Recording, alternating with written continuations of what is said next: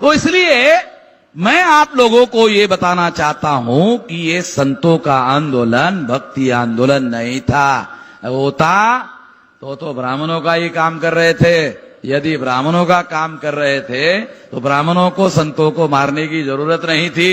यदि ब्राह्मणों ने उनको मारने की कोशिश की तो सिद्ध होता है कि उन्होंने उनकी व्यवस्था के विरोध में काम किया, इसलिए ब्राह्मणों ने उनकी हत्या करने का या हत्या करने का प्रयास किया। इसका मतलब सिद्ध है कि संतों का आंदोलन विद्रोही आंदोलन था, व्यवस्था के विरोध में आंदोलन था। यदि आपको एविडेंस चाहिए, एविडेंस उनके बानी में अवेलेबल है। देखो मैं एक उदाहरण आपको देता हूं ताकि आपको पता चले। ए ब्राह्मण मत पूजिए जो होवे गुणहीन, पूजिए चरण चंडाल के जो होवे गुण परवीन है। क्या इसका क्या मतलब है कि ब्राह्मण को पूजना नहीं चाहिए, जो ब्राह्मण गुणहीन है उसको पूजना नहीं चाहिए। अगर गुणवान चंडाल है तो उसकी जरूर पूजा करनी चाहिए। ये जो श्लोक है, ये जो चौपाई है, ये चौपाई कब लिखी गई जानते हो? तुलसीदास ने लिखा। पूजिए विप्र गुण ज्ञानशील हीना, न पूजिए शूद्र गुण ज्ञानशील प्रवीणा। हमको संदर्भ मालूम होना चाहिए। ये रविदास ने ऐसा क्यों लिखा? गोसावी तुलसीदास ने लिखा। क्या लिखा? पूजिए विप्र गुण ज्ञानशील हीना, न पूजिए शूद्र गुण ज्ञानशील प्रवीणा। यदि शूद्र विद्या में, यदि ब्राह्मण मूढ़ है, विद्याहीन है, प्रज्ञाहीन है, चरित्रहीन है, बुद्धिहीन है, फिर भी जन्म से श्रेष्ठ है, इसलिए वो पूजा के योग्य है। यदि शूद्र प्रज्ञावान है, शीलवान है, चरित्रवान है, फिर भी वो जन्म से शूद्र है, इसलिए वो पूजा के योग्य नहीं है। तुलसीदास ने अपने चौपाई में ये लिखा। इसका जवाब देने के लिए इसके विरोध में रविदास जी ने लिखा, ब्राह्मण मत पूजिए जो होवे गुणहीन, पूजिए चरण चंडाल के जो होवे गुण परवीन। अब लड़ाई समझ में आ रही? लड़ाई है ब्राह्मणों की व्यवस्था में और रविदास जी की व्यवस्था में लड़ाई है, द्वैत है, संघर्ष है। सारा ज्ञान वेद में ही रखा हुआ है। ब्राह्मण कहते सारा ज्ञान वेद में रखा हुआ है, सारे दुनिया का ज्ञान वेद में रखा हुआ है, ब्राह्मण कहते हैं। तो रविदास जी क्या कहते हैं? वेद के बारे में उनका 4 ही वेद किया खंडोती, 4 ही वेद का खंडन करता हूं, और वो ये मैं ऐलान करता हूं, ये चारों वेद का खंडन करता हूं, इस बात का ऐलान करता हूं कि इस वेद में किसी किस्म का कोई ज्ञान नहीं है। इसको पढ़ने से कोई आदमी ज्ञानी फैनी कुछ नहीं होता है, बकवास है लड़ाई, लड़ाई है। अगर ब्राह्मणों के धर्म में, ब्राह्मणों की व्यवस्था में, ब्राह्मणों के विचार के विरोध में लिखित दस्तावेजी प्रमाण रविदास जी उसके विरोध में कहते हैं, इसका मतलब यह है कि हमारे महापुरुषों के द्वारा ब्राह्मणों की व्यवस्था के विरोध में विद्रोह का आंदोलन चलाया जा रहा था, और जिस समय में रविदास जी जीवित थे उस समय में रविदास जी उसका नेतृत्व कर रहे थे। कुछ सामान्य काम नहीं कर रहे थे। नेतृत्व करना कोई सामान्य मामला नहीं। नेतृत्व करने का मतलब है लाखों लोगों को प्रेरणा देकर वही कार्य करवाना जो कार्य वो खुद करते थे। जो कार्य बाबा साहब अम्बेडकर ने, ज्योतिराव फुले ने बाद में किया, वही कार्य अपने समय में ज्योतिराव फुले ने किया। अगर इस समय में बाबा साहब अम्बेडकर ने जो काम किया उस समय रविदास जी ने वही काम किया, उस समय के रविदास जी अम्बेडकर थे। मैं ऐसे मानता हूं। हमको इसके बीच में किसी किस्म का कोई द्वैत खड़ा नहीं करना चाहिए। जो द्वैत खड़ा करने वाले लोग हैं वो बाबा साहब अम्बेडकर और रविदास के दोनों के शत्रु, दोनों के दुश्मन हैं।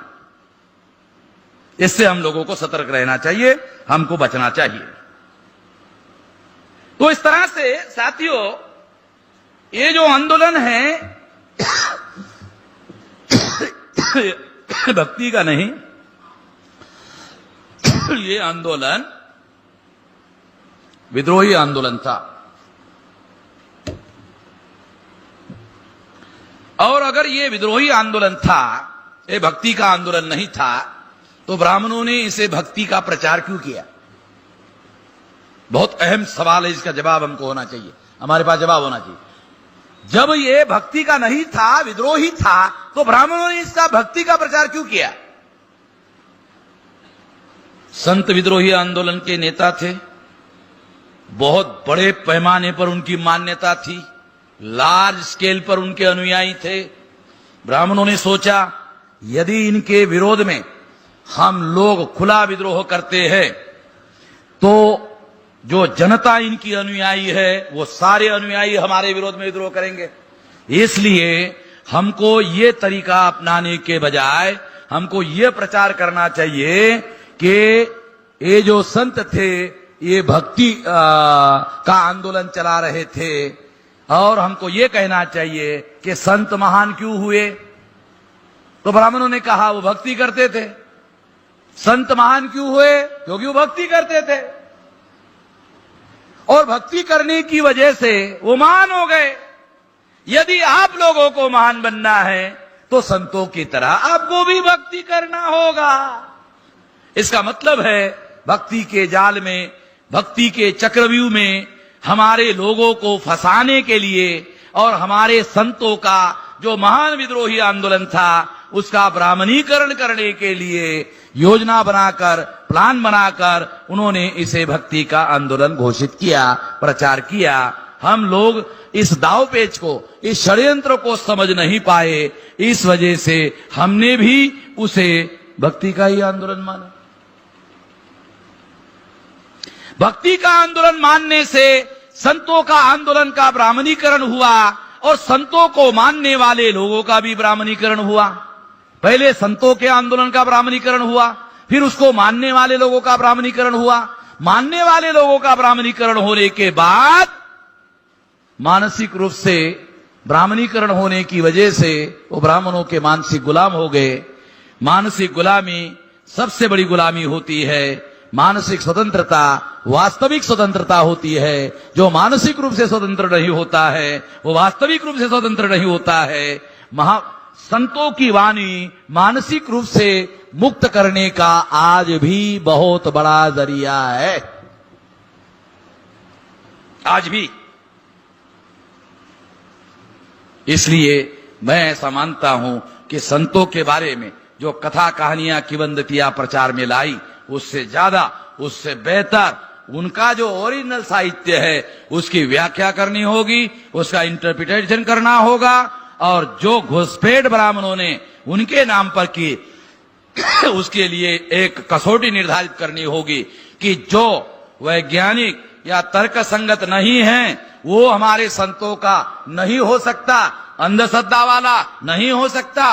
कसौटियां हम निर्धारित कर सकते हैं और उसमें कौन सी बातों का मिलावट की गई है उसकी सफाई भी कर सकते हैं। ये काम हमारे अंदर जो विद्वान लोग हैं उन लोगों को, जिनका संतों के आंदोलन का अभ्यास ज्यादा है, उन लोगों को ज्यादा बड़े पैमाने पर करना चाहिए। आने वाले समय में हम जो संतों के आंदोलन के बारे में ज्यादा जानकार लोग हैं, जैसे यहाँ हमारे महाराज दादा महाराज बैठे हुए हैं, तो मैं उनको अनुरोध किया कि महाराष्ट्र में ऐसे बहुत सारे और लोग हैं जो साहित्य के बारे में बहुत गहरी जानकार रखते हैं, तो वो सारा शुद्धि अभियान शुरू किया जाए।